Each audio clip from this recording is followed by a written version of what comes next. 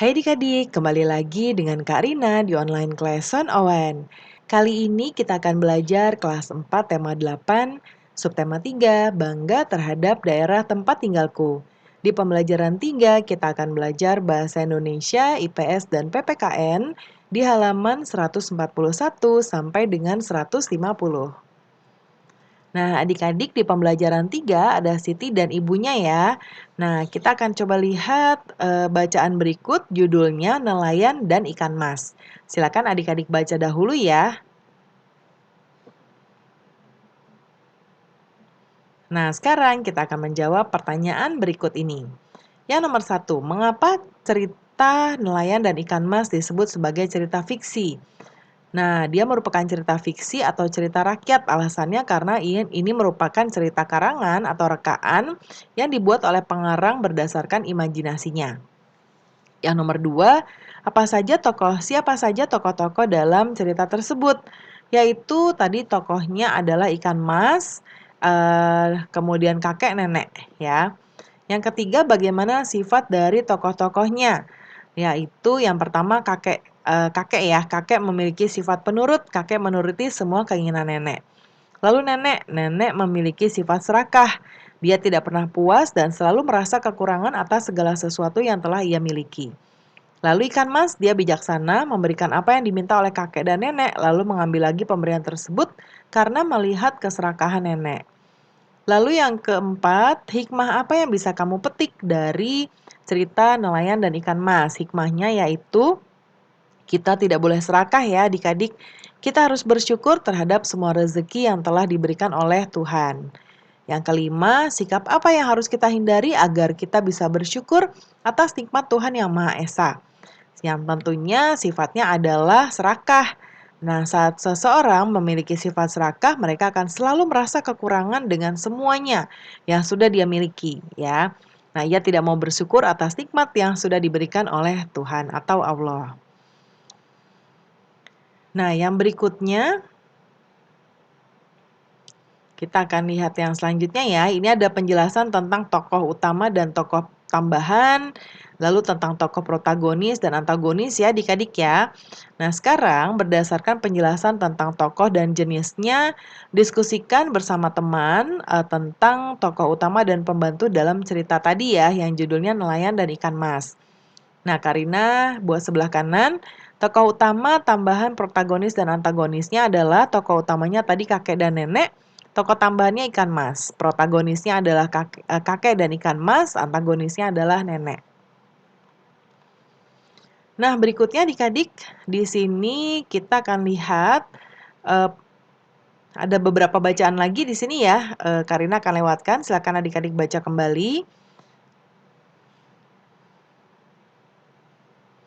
Nah, kita akan mengerjakan yang bagian berikut.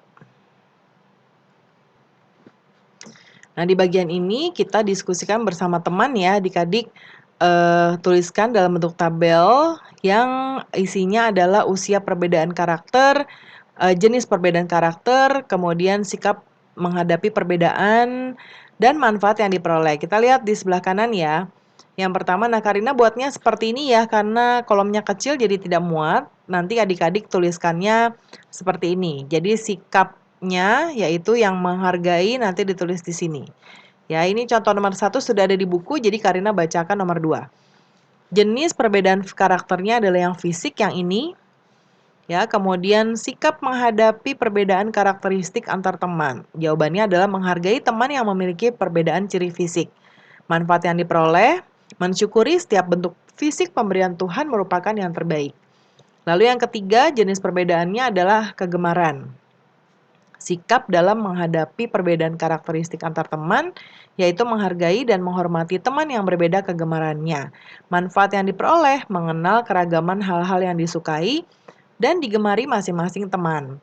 Lalu yang keempat, jenis perbedaan karakternya adalah suku. Sikap menghadapi perbedaan karakteristik antar temannya, yaitu menghargai adat dan kebiasaan teman yang berbeda suku. Kemudian manfaat yang diperoleh, belajar mengenal adat istiadat suku bangsa yang lain. Kemudian berikutnya bagian ayo renungkan ya adik-adik ya. Nah, kalau di sini ada bacaan tentang pekerjaan ya, dibedakan menjadi 2, yaitu pekerjaan yang menghasilkan barang dan jasa. Kalau barang tentunya sesuatu yang berwujud atau benda ya Adik-adik. Misalnya kue, nah di situ kue ada, wujudnya ya. Lalu misalnya perajin ya yang membuat gerabah, ada bentuknya. Nelayan juga hasilnya ikan. Nah, kalau yang jasa, sesuatu yang kita dapatkan atau kita rasakan. Nah, contohnya guru. Adik-adik bisa merasakan menjadi lebih pintar ya, tapi tidak ada bentuknya. Bentuknya ilmu ya. Kemudian polisi bentuknya adalah rasa nyaman ya, seperti itu. Nah, sekarang adik-adik kita akan menjawab yang bagian ini. Nah, ini Karina tidak jawab di sebelah kanan ya, kita langsung isi saja. Kalau di contoh ini ada petani ya. Petani tentunya barang. Karina akan contohkan berikutnya di sini adalah penjahit ya. Penjahit. Yang dihasilkan itu apa ya adik-adik? Baju ya, berarti ada bentuknya. Kemudian nelayan. Nelayan hasilnya ikan, jadi ada barangnya. Lalu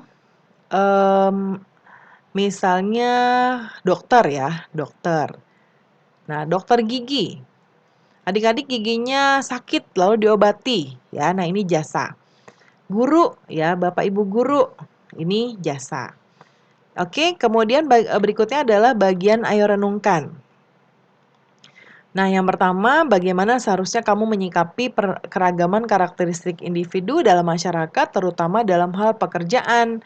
Nah, dalam kehidupan masyarakat tidak ada petani. Jika tidak ada petani, maka seluruh warga masyarakat akan kekurangan ya, sehingga tidak adanya beras mengakibatkan kekurangan salah satu kebutuhan pokok manusia yaitu pangan.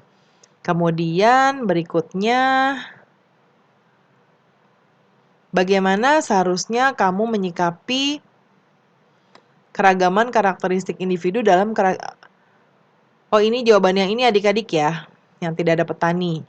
Kalau yang Karina bacakan tadi nomor 1 tuh yang ini. Ya, bagaimana seharusnya kamu menyikapi keragaman karakteristik individu dalam masyarakat, terutama dalam hal pekerjaan. Yaitu kita harus menghargai dan menghormati setiap pekerjaan ya. Apapun itu pekerjaannya, maka kita saling membutuhkan. Jadi tidak boleh merendahkan satu pekerjaan ya. Lalu, apakah kamu bangga dengan keragaman pekerjaan di lingkungan tempat tinggalmu? Mengapa demikian? Nah, tentunya kita bangga ya, pekerjaan yang dimiliki oleh masyarakat semuanya adalah halal atau berguna, ada yang menghasilkan barang ataupun ada yang jasa. Nah, semuanya saling membutuhkan. Nah, adik-adik pembelajaran kita sudah selesai ya. Semoga pembelajaran kita kali ini bisa bermanfaat. Jangan lupa di-subscribe dulu, klik loncengnya supaya nggak ketinggalan video baru Karina, di-like dan share juga ya. Terima kasih sudah menonton sampai akhir. Mohon dimaafkan apabila ada kesalahan dalam perkataan maupun dalam materi yang diberikan. Sampai jumpa di pembelajaran berikutnya.